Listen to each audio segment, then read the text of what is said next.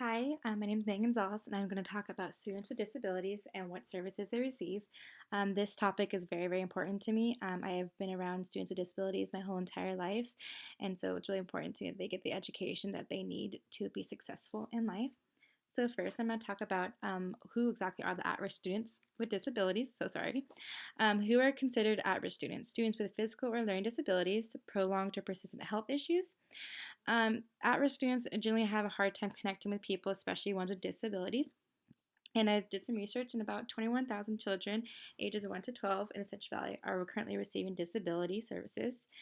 The start of the idea, which is one of the themes programs for students with disabilities, is to help make sure that they have an outline of the services that they're going to need in education. All right, so now I'm going to talk about um, what kind of money children can receive. There are many benefits that a child can get from a program. One of them is through scholarship opportunities. It is hard to find programs to help a child with disability depending on your area. So they can get social scrutiny checks from programs. There's also programs called TANF, which stands for Temporary Assistance for Needy Families. There are also healthcare opportunities, which is called CHIP. Also, certain state programs can be found. There's federal ones as well. So next I'm going to talk about cultural diversity, which is very, very important. People from all different cultures can experience disabilities. There's not one certain race or one certain ethnicity or religion that has disabilities. It's everywhere. It's important to respect the race, ethnicity, linguistic tradition, and economic status of that person's disability. As you see right here, there are certain statistics. So there's a 13% of students ages 3 to 21 enrolled in public schools were served under IDA. Um, the percentage of the race that was served was that 17% were African Indian, excuse me, American Indian. 16% were African American, 14 were white, 13% were two or more races, and 12% was Hispanic or specific Aslander, and 7% was Asian. There are over 5 million people with disabilities with different cultural backgrounds. People with a oh my gosh, I'm so sorry.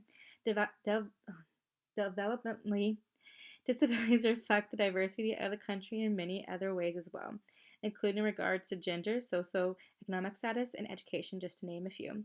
Unfortunately, people with developmental disabilities from minority communities can face unique barriers to achieving self-determination, independence, and inclusion. So often people feel like they are excluded or not feel like they are respected because of their disability with their culture that was underneath it. Like for example, like, oh, they're African American, so they shouldn't have disability. That is what some students and some people feel. So next, I'm going to talk about policies that are within the culture. There's many different policies in place. To name a few, there's Section 505 of the Rehabilitation Act of 1973. There's Individuals with Disabilities Education Act, which is the IDA. There's the anti-bullying laws, and all these policies are meant to help students be successful in their education. With Individuals with Disabilities Education Act, which are enacted in 2004, and it was in place to make sure all qualifying children with disabilities have access to a free and appropriate public education. The outline of the law is that it provides free and appropriate public education, conduct an evaluation, produce an individualized education program, provide the least restrictive environment, offer opportunities for meaningful participation, and implement procedural safeguards. The Section 405, which we talked about, is in place which protects the rights of people with disabilities in programs and activities that receive federal financial assistance, including federal funds. The Anti-Bullying Act is in place to help protect children with disabilities who are physically, mentally, and emotionally bullied. Each state in the nation has a different there is different legislation in the past. The only state that does not have that is Montana. So next I'm going to talk about technology, which is very highly used with children with disabilities. Certain resources for parents and education professionals are IDA, technical assistant programs, private funding sources, use equipment, loaners, and healthcare programs. There's many different programs that help families get the exact technology they need for their child. Um, locating, so sorry.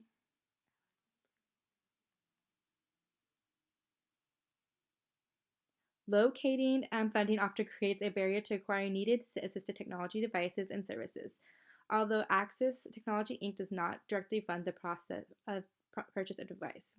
Under the IDA, all local educational agencies are expected to provide assistive technology to students who need it in order to do well in school. So that can range from a simple tilted service to ease their writing, or a technology that processes words so that they can be able to write on it. So there's many different technology that can be used for students. Just making sure that they get the right resources is very important.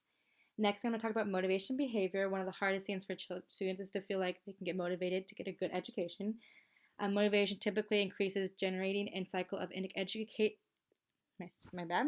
Engagement, motivation, and competence that support better academic achievement for students with varying abilities. Um, there are a lot of students who feel like they are incompetent in many areas of school, which makes them unmotivated to read, write, and complete tasks for fear of failure, embarrassment, and disrespect. There are many things that teachers can do to help students with disabilities have motivation. For example, suggest that there are 4 types of feedback about the task, feedback about the processing of the task, feedback about self-regulation, and feedback about the self as a person. Um, One of the very important things is that a student feels like they can be motivated, and encouraging them and knowing that each student's going to be different. They're all going to be, they're not going to all be the same. One student might want to work on this, and one student might not want to work on that. Just making sure that they have the right plan in place for them to be successful. Next, I'm going to talk about mediation. Mediation offers the parents of a child with disability and a representative of the school a chance to talk together in hopes of finding a way to solve a disagreement about the child's education. The people who are in the mediation are parents, a representative of the school, district, and a mediator. So mediation is meant to help students with disabilities in their education. How mediation happens is everyone meets at a time, and the school representative will listen to the concerns from the parent and the school. They all will reach an agreement and sign that agreement. After the mediation, the committee on special education must accept the writing agreement, and the Individualized Education Program (IP), the IEP, is updated on the agreement. Mediation is a free legal service. It's confidential, unbiased, supportive, and not a hearing. It is meant to find the perfect way to make sure that each party is feeling like that their child is getting exactly what they need.